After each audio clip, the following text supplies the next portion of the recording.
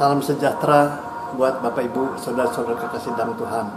Puji syukur kepada Tuhan, pada kesempatan kali ini saya juga ingin memaparkan seri video pastoral saya. Adapun nats firman Tuhan terambil dari surat Paulus kepada jemaat Roma, pasal yang pertama, ayat 14 dan 15. Demikian bunyi firman Tuhan. Aku berhutang baik kepada orang Yunani maupun kepada orang bukan Yunani, baik kepada orang terpelajar maupun kepada orang tidak terpelajar. Itulah sebabnya aku ingin untuk memberitakan Injil kepada kamu yang diam di Roma. Bapak Ibu, saudara-saudara kekasih dalam Tuhan, kita tidak ragu dan tidak sangsi tentang segala wujud pekerjaan dan pelayanan yang Rasul Paulus kerjakan terhadap jemaat yang dilayani atau didirikannya. Ya, sungguh luar biasa, berani berkorban, berani berjuang, berani menyatakan suatu pengorbanan untuk pekerjaan dan pelayanan, memperhatikan gerejanya, juga loyal terhadap gerejanya. Sungguh, kalau saya bisa acungkan jempol. Kalau saya bawa topi, akan saya angkat topi seraya salut terhadap segala reputasi pekerjaan dan pelayanan Rasul Paulus terhadap jemaatnya. Namun yang patut kita lebih tercengang dan terkagum kepadanya berkenaan dengan ia, seorang yang bukan sebenarnya punya kapasitas untuk bekerja dan melayani jemaat di Roma, tetapi Paulus sungguh hatinya bisa terbeban, bisa terpanggil untuk juga melayani ataupun memperhatikan jemaat di Roma.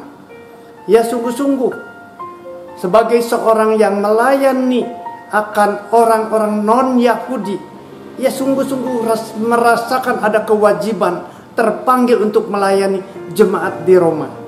Ia bisa mengucap syukur atas segala perkembangan-perkembangan yang teralami di tengah-tengah jemaat Roma. Rasul Paulus bisa mendoakan akan jemaat Roma, sekalipun jemaat Roma tentunya tidak mengenal kepada Paulus, tetapi Paulus terbeban mendoakan supaya jemaat Roma bisa bertumbuh dan menjadi jemaat yang berkenan di hadapan Tuhan. Ia juga mengasihani akan jemaat di sana, sehingga punya mimpi kerinduan, ingin nyampe, ingin berbagi, ingin memberikan satu bagian karunia yang ia miliki, dan ingin melihat jemaat Roma di dalam segala kehidupan bergereja dan berjemaatnya. Paulus juga sungguh bisa merasakan di dalam kehidupannya, yaitu dia rasa terbeban dan berhutang kepada jemaat Roma.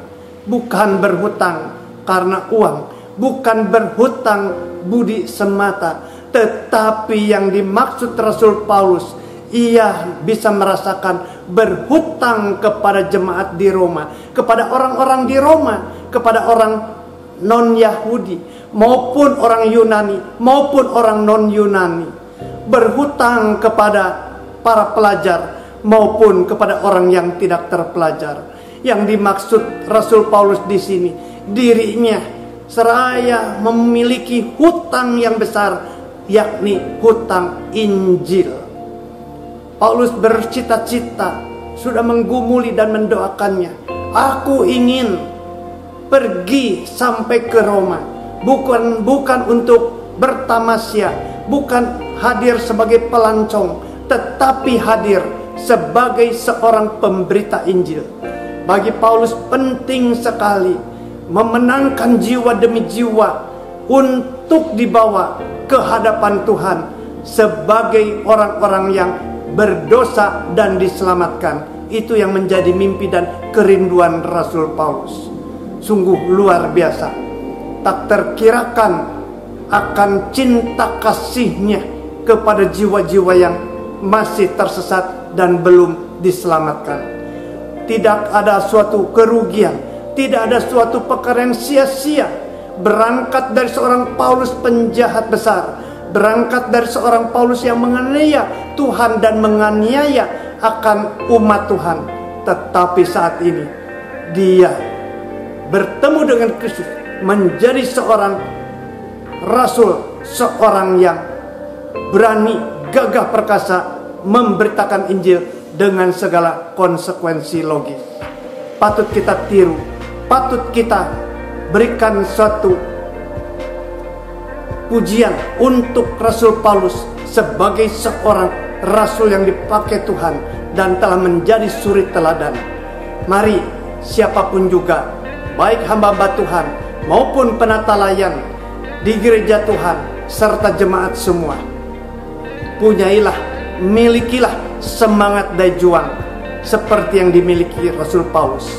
Mau mengabarkan Injil, bahkan merasa hutang terhadap Injil untuk ia ceritakan kepada banyak orang. Kiranya Tuhan Yesus Kristus senantiasa menggetarkan hati kita untuk kita kelak bisa memiliki kehidupan sebagaimana Rasul miliki. Amin.